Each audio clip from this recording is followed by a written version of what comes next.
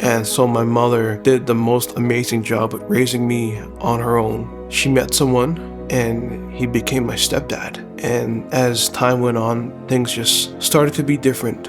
And we started having a lot of verbal arguments. And then once alcohol came into the picture, that made things a lot worse. And in 2007, I went to a youth camp. And the only reason I went is just because they were giving away free registration to first-time visitors. And the first thing I see is this keyboard player just playing his keyboard, leading the camp in worship. It was at that split second where I'm like, I want to do that someday. I kept asking, I'm like, hey, how do you do this? Why do you do this? What inspires you? And he told me something that I'll never forget. He said, this is a gift that God has given you, and you need to use it for Him. By the end of the week, I just gave my life back to Christ. Growing up in Hawaii, like I said, I was born in the church, but I had different challenges than most people. My story does not have a crazy past or a crazy, violent, dramatic upbringing, but it's just full of brokenness. And I was born legally blind, and it is called an underdeveloped optic nerve in nystagmus. And when I'm looking straight at you, my eyes are just wandering around. And so dealing with that as a child was not easy because all the kids would tease me in school and all of that stuff. To top it off, I was born without meeting my biological father. And so my mother did the most amazing job at raising me on her own my first 8 years. She met someone and he became my stepdad. And in the very beginning, things were great. And as time went on, things just started to be different. I grew up and I started having those moments of, hey, you're not my real dad. And we started having a lot of verbal arguments. And then once alcohol came into the picture, that made things a lot worse. Dealing with all of those things was such a challenge in my life. And it brought in a lot of depression. It brought in a lot of moments of suicide. And growing up in Hawaii, I play music. Like, music is everywhere. We love reggae music. And so that was my outlet. Every time I would go to school, I would get my ukulele or my keyboard and my piano and just play music, just to tune everything out. And dealing with all those things was just a challenge. Something that pushed things over the edge was during a season growing up, my family helped take in foster kids. And usually it would be like an emergency overnight type of situation. But there was a newborn, and I just remembered about it this morning. There was a little boy that we took in, 2 days old. It went from overnight to a few weeks to a few months. By 6 months, social services promised that we could adopt him. And my parents at the time worked full-time jobs. And I was the one that took care of this kid. He was my brother.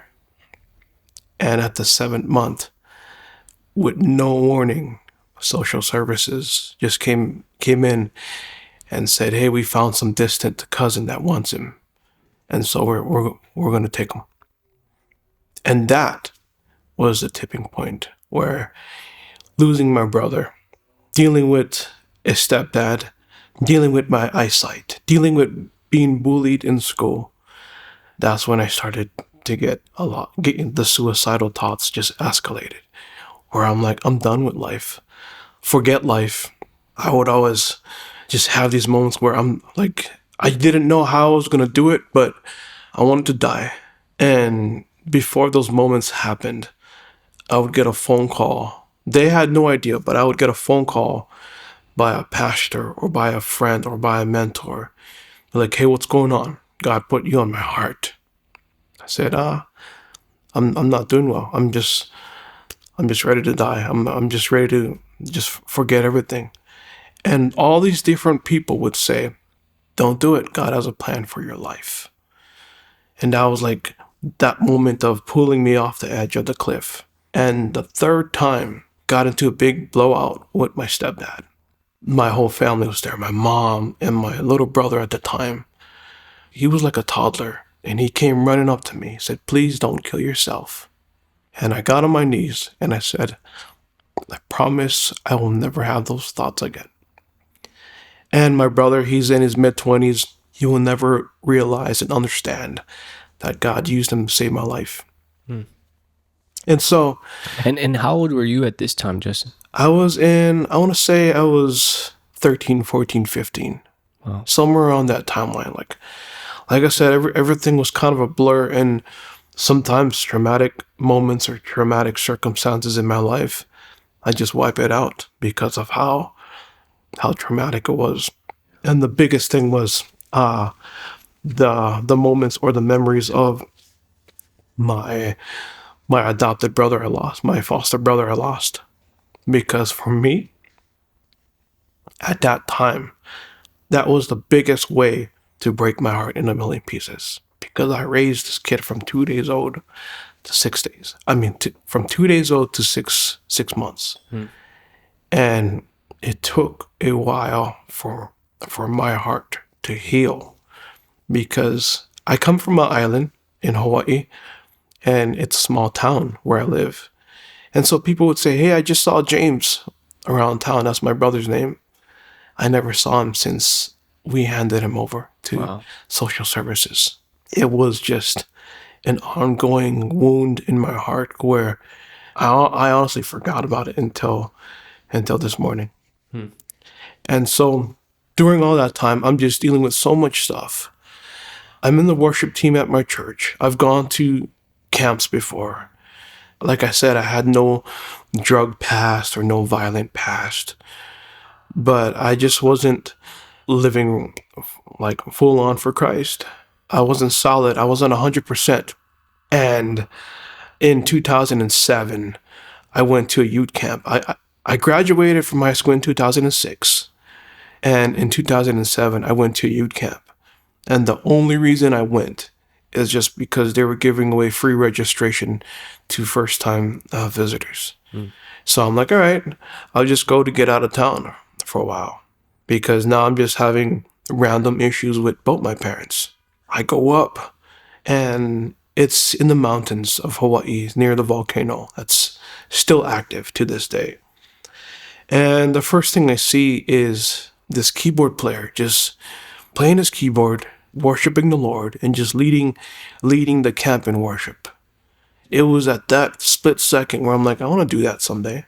Like I want to do that. I just loved what I saw. I became that kid that was following this guy around the whole week.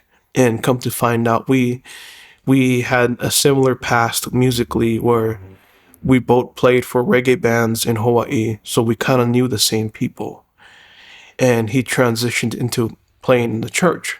I was so inspired by the way he played. I still am.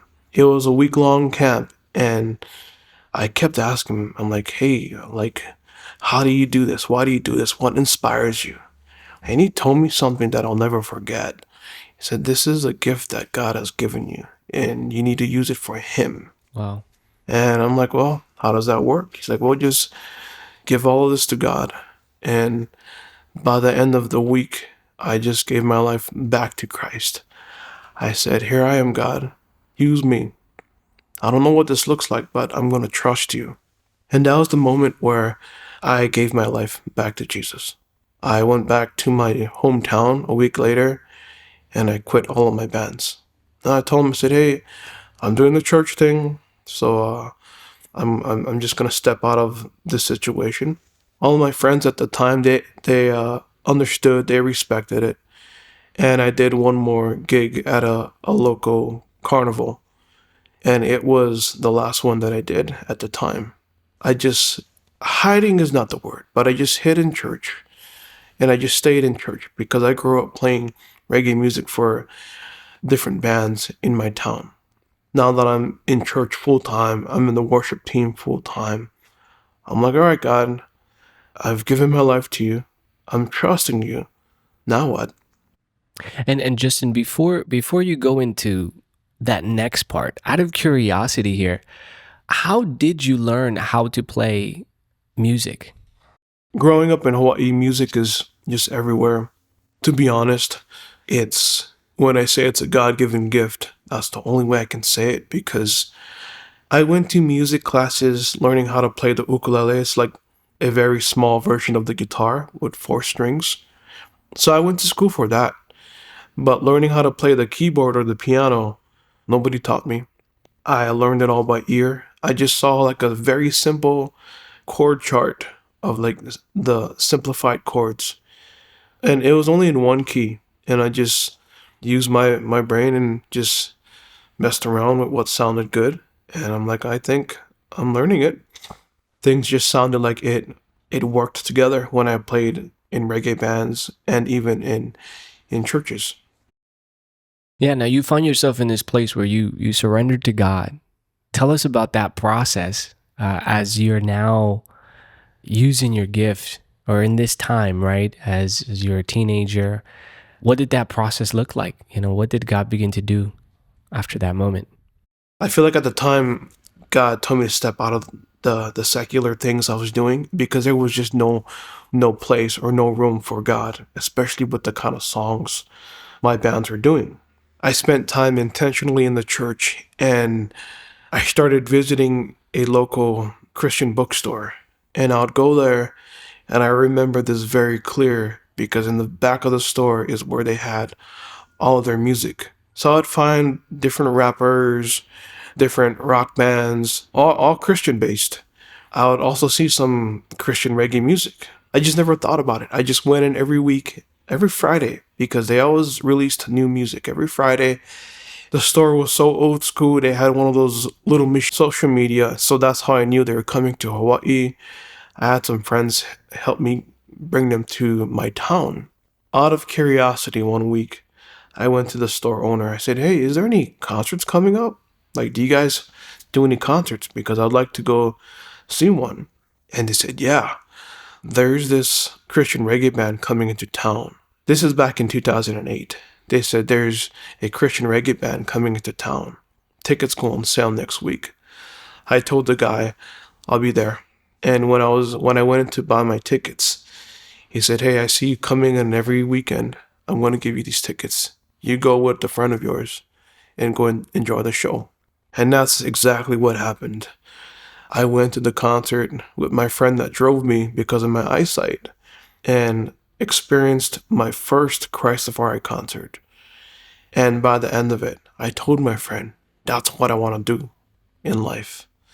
I can love Jesus and I can love reggae at the same time. And like I said, that was in 2008.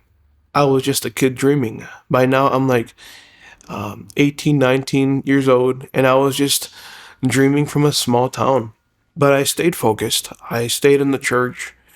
Then I began to write a lot more music, and it's just music based things, no lyrics. And I would go to singers that I knew in the church, and we would work on stuff together, praise and worship stuff, or R&B type stuff, or hip hop and some reggae. Christopher came back into town in 2010. I told Mark, I said, "Hey, we're friends on Facebook. It's good to finally meet you."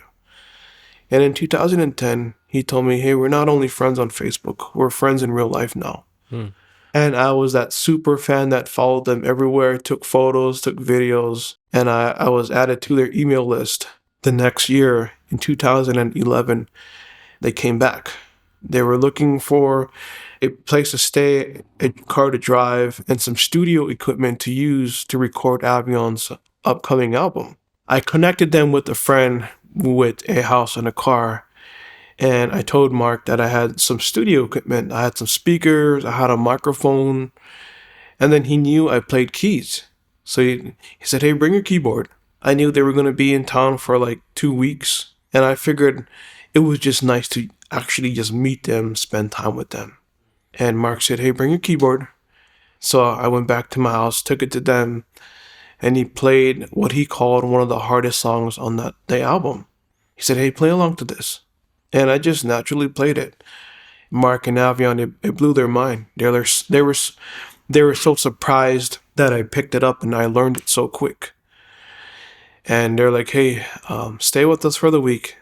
It would be cool to have you help us with the demos, which is like the early versions of songs you hear on Spotify or Apple Music. So I told my mom, I said, hey, Mark and Abby told me I could stay with them and help them out. Earlier that day, I had a meeting with a friend of mine going through music that I wrote over the years. And we were just going through songs that I had on my keyboard, and my friend had everything prepared for me to link up with some of the biggest artists around at the time. We had 5 songs lined up for this person, for that person, and my friend and I were going to meet up a week later to finalize the details. That same night is when Mark and Abby came in town. Mark asked me to stick around with my keyboard. We'd go grocery shopping after.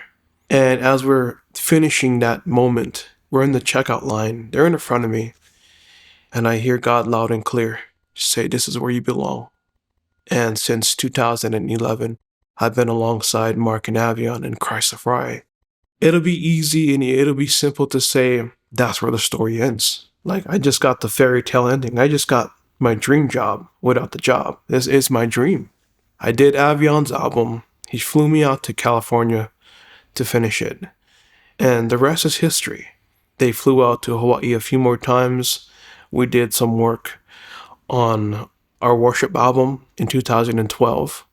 I thought that was going to be the capacity of what I do with Christ the Fry at the time. Because I had and I have a love for my family. When I now got my dream job, but I still have a family. I have my parents and my young siblings that I take care of. And so when Mark asked, hey, what do you think about touring? I would always tell him, hey, that sounds fun, but I got a family here. I would do short-term touring with the band whenever they would come to Hawaii. Would spend like a week or a week and a half around the state. And that'll be it. And there was a time where the main keyboardist at the time transitioned out. And Mark asked me to step in. And I was excited. I'm like, yeah, let's do it. I'm not ready to say that I'm in or I'm on for full time, but I'll help you out since your last guy left. And we're about to book the flights. And he's like, hey, what's your passport number? And I said, I don't have a passport. He's like, all right, you get your passport on Express and I'll bring you on the next tour. I can't bring you on this tour, but I'll bring you next time. And so that was a goal that I worked through. And that was the moment when I left Hawaii to go to California full time. The pastor and keyboard player that I met when I gave my life back to Christ, he told me on the phone, knowing the gift that God has given you, there's going to be only so much you can do here in the Hawaiian Islands. And when God gives you that opportunity to leave, don't even think twice. Just go. After praying about it, I told Mark, all right, fly me up. I'll take some time out to be the fill-in guy until you find the main guy. But Mark told me, pray about it because I want you to be the main guy. And so it was 3 months. We're on the road. We did California dates and we did Brazil. It would be the hardest day of our Brazil trip. We did a show 2 a.m. the night before. We all slept in, almost missed our flight, missed breakfast, had 2 layovers. In the middle of the first layover, I come up alongside Mark. I said, hey, I'm in. And he said, what do you mean? And I said, I'm here to stay. I'm here to be in the band. He looked at me and said, what made you change your mind? Or how did this happen so quick? And I said, I had a conversation with a relative the night before, and they're very aware of my eyesight and my capabilities at the time. And they asked, how are you going to do this? And I said, I don't know. I'm just going to trust the Lord. Mind you, this is after so many things I've dealt with growing up, even with both my parents. My mom, she's been so supportive. My stepdad, I've had so many challenges with because he has a past with a lot of alcohol. So growing up, I would have so much fights with him. And he would always tell me, music will never feed you. Get your head out of the clouds. It would be discouraging, but I would never give up. And fast forward to 2012, when my mom asked, how are you going to do this? And I said, I don't know. I'm just going to trust the Lord. And at that time, everybody lived off of Skype. So I just logged off, closed my computer, and God said, okay, trust me then. And that's exactly what I did. And from that time on, I was the full-time touring musician with the band. Again, I wish I could say things went perfect, things got easier, but no, it didn't. After I left Hawaii, there was a lot more challenges that my family went through. My parents at the time, they split, and it was right after I left. And I thought I could fix everything. I thought if I was there, I could be there to help my mom. I thought if I was there, I could raise my siblings. I thought if I was there, I could deal with my stepdad. But of course, that's not true. And now I'm in the early stages of traveling the world, touring with Christafari, sharing the gospel through music and through my testimony at the time. I would do that and name the country. And the next day, I would fly to Hawaii and be the most upset person because of what has happened to my family. I developed a very strong sense of bitterness and hatred towards my stepdad, to the point where I am a full-blown born-again Christian, but I love my family. And if you cross my family, I just would rather not think about what would happen. And that's where things were at that time. There was moments where the second the wrong thing was said to my mom, my brother and I were ready to deal with it. And God put that conviction in my heart, just saying, hey, this is not right. How are you trying to preach or encourage people today, but you go back home ready to go off at your dad? I'm just having conversations, arguments with the Lord. I'm like, God, okay, I get it. Help me figure this out because I hate him. He got into a bad car accident, and at that time, I was going to Hawaii very frequently, and I was in between tours. I was planning a trip. It was just like some other trip, but just so happened I needed to take a layover that was in the same town that my dad was in the hospital. I'm like, all right, whatever's. Like, that was what that was. When I looked at the calendar, the weekend I was there was Father's Day. That's when it was loud and clear for me. That was the moment. I was still nervous because now I'm ready to make it right, but I said and did so many things that it's almost unforgivable, almost unspeakable. I prayed about it. I had my friends that took me to the hospital pray for me and pray with me. And I walked into the ICU unit and I looked him in the eye and said, Dad, happy Father's Day. Please forgive me for all the things I said and did to you in the past. And I just want you to know that I forgive you for everything that was done to me and my family. That was the beginning of the moment God reconciled our relationship. Is it perfect? Far from it. But I don't hate him anymore. I'm not bitter towards him anymore. I pray for him, and I still visit him every trip I go back home, and I try to encourage him as much as I can. As time goes on, I'm just doing what God has called me to do. It was in the season of Christafari turning into a missions organization. It went from an industry band to a ministry to a missions team. I watched 90% of the band walk away because that's not what they signed up for. A lot of them were session players, and a lot of them had different goals, different ideas of what their lives looked like. And being a missionary with Christafari was not that for them. But for me, God never told me to leave. And every year that passes, I have a million reasons to walk away. I have siblings that I never saw grow up. I watched my two brothers and my little sister grow up through a cell phone screen. I'm currently watching my niece and my nephew grow up through a cell phone screen every night. I'm a guy from Hawaii that's visually impaired, that's still single, that's going to be 36 in 3 months. And God didn't tell me to leave. There's moments when I ask God, I'm like, God, can I take a step back? can I leave? Can I just go home? And when I say go home, I'm not saying I'm done with life. It's just saying, God, can I go back to Hawaii, or can I just be based somewhere so I could do the family and the wife and kids deal? God always says, I'm not done with you. So I'm like, all right, God. That is one of the current things that I still walk through every day. Giving my family and my relationship life to the Lord every night when I'm on stage. Every night when we're doing the music, when Mark preaches, I'm just praying and giving everything to God. Giving my family, giving my future to the Lord. Because I'm trusting that because He has called me here, He told me not to leave. He told me to stay here. I'm trusting that my family, my mom, my two brothers, my sister, and even my stepdad is in God's hands. I'm trusting that my future, including any relationship, family, marriage, or kids, is in God's hands. And that's what keeps me going every single day throughout this life that I'm living. Amen.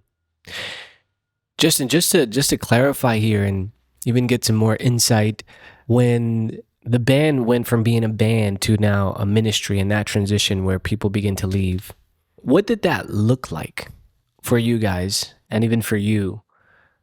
For me, I grew up in ministry, so it wasn't too much of a big deal for me because I grew up in church. The kind of style of church I grew up is serving the Lord. I never grew up with a paycheck for playing my keyboard. So I grew up like doing it all to the Lord, even before I got saved. So when I joined Christopher, I was on the tail end of people getting paid per show, people getting paid per tour. For me, I'm like, all right, cool. That's a nice new blessing that I've never experienced. But when Mark said that God told him to be a missionary full time for the band, it was easy for me to jump on board because I never lived through that season of getting a constant paycheck from a church or from a band. So I'm like, all right, this is me going back to going back to how I grew up. I saw people transition out because Mark said I'm disbanding Christopher as you know it, and I want to invite you back to join this team as a missionary. From that meeting till this day, it's only Mark, his wife Avion, and myself. That's been there since the beginning. And it's not easy because you're just relying on the Lord's provision. You're relying on partners, monthly partners from people or churches, but God has always provided for all of my needs. And Justin, as you've been going through this process of just trusting God with your family and with everything, in those intimate moments and personal moments with God, what is He speaking over you that keeps you going? He tells me and he shows me that they're in his hands, even when I think I could hold them in his hands. I've seen moments in the last few months, including this day that we're filming, that reminds me that my family is in his hands. I want to be the big brother that can save the day, but I know I cannot. Only God can. And God shows me that He's doing that. God shows me that He is walking with my sister through her life right now. God is showing me that He is taking care of my sister for me when He has me out here doing what He has called me to do. He shows me every day that, hey, I said that your family is in my hands. I said that your sister is in my hands, and she is. And I'm seeing God work so many miracles. Even before coming to the filming, I've seen God do so much things to my family. And that's just how it's been. Just seeing Him just do things throughout my mom and my siblings. It's like, all right, God, I see you. And it causes me to not stress about it because I'm not able to fix that problem in Indiana, or I'm not able to fix what's going on in Hawaii. Only God can. And I've accepted that because it's okay. And I've seen God come through in every way. And even with my personal prayer requests about my future, sometimes it doesn't go the way I want it to. But the biggest word that I have that God has shown me when it comes to relationships is clarity. My prayer is not, hey, please make her be the one, or please open that door. It's like, no, God, please give me clarity. If that's a door you want me to walk through, open it. But if you don't want me to walk through it, close it and show me. And he's done that every single time. Justin, who is Jesus to you? Jesus is my Savior. Jesus is everything. Jesus is my comforter. It may sound crazy, but he's my healer. People may think, how does that work? With my eyesight.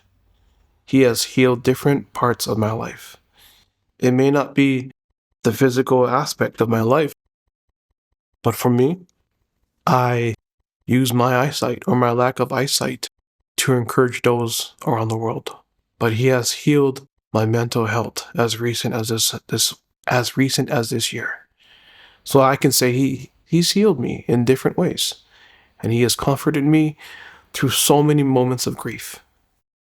Justin, for the people who are watching your testimony right now and have been calling out to God for him to help them in their situation and maybe feel discouraged, you're not seeing answers or don't know what's going on. What's a word of encouragement that you can offer to those who are watching right now? God has a plan for your life. And no matter if you come from a broken family or a disability, God will use you in some crazy ways. And I am living proof of that moment. And even when things are so down for you, if you're depressed, no matter if you're a young child or the oldest person watching this, he has a plan for your life. And just seek the Lord and he will show you what that plan is, and never give up. Even when you wanna die, even when you wanna commit suicide, never give up. Surround yourself with mentors, pastors, and surround yourself with a community you could trust, a community you could be vulnerable with. And that's my encouragement to you who's watching this today. Justin, for those who are ready to give their life to Jesus, or maybe rededicate their life, maybe they are identifying with your testimony and they're ready to just go back and put their trust in God. Could you pray for them as they're watching on the other side of the screen? I just want to pray for everyone who's watching. And I just pray that eyes are open and your ears are open as this testimony was given. I just pray that you just give your lives to Christ today and just turn away from what you're walking through and just use this moment to just surrender everything. And if you're watching right now, I just want to encourage you just to say this prayer after me. Lord Jesus, I just give everything to you today. I turn away from my sin and I want to follow you, Lord. And I surrender everything to you, Lord.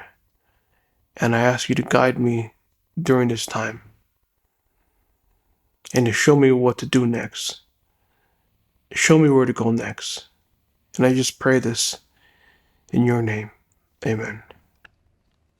Justin, any last words for those who are watching your testimony right now? I think the biggest thing I can leave you with is knowing that God has a plan for your life, no matter what you're going through, no matter the brokenness that you've walked through, and no matter what you're dealing with at the moment. Don't be discouraged, because God has used a blind guy from the Hawaiian Islands to make it this far.